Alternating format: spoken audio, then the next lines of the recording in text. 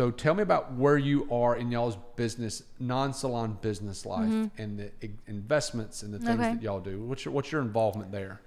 I love that part too, and mainly I love having different streams of income coming in, because it makes me feel better about the salon not being so heavy of it being like providing for us. The pressure. I love having all these different streams coming in. So we've gotten involved with investing in different opportunities and oil and gas, ATMs.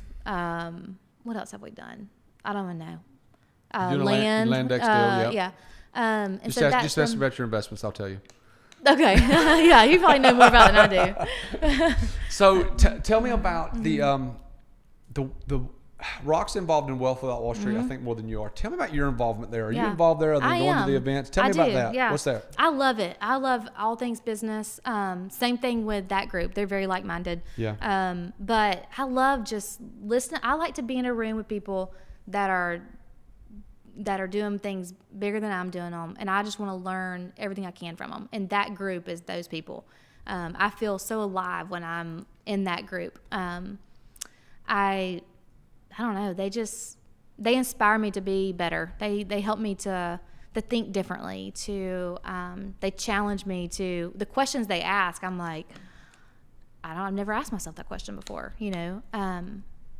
So that's that group. I love that group. Heard nothing but good things about it. So talk to me about this. You're around a lot of different, whether it be the mastermind group you guys are involved in, all the different hustlers and people the people at your salon. 36-year-old woman, extremely successful, married, 4 kids, business owner. Okay. You've got a woman that comes to you and says, I want to be a business owner. Not necessarily I want to be a business owner like you. I want to be a business owner. Okay. What would you tell them? The number one or number 2 things. What would you tell them? One thing, don't give up. Okay. That's something that I've seen people that have been successful or done well, they haven't given up. So even when they fail or even when things happen, they just keep putting one foot in front of the other.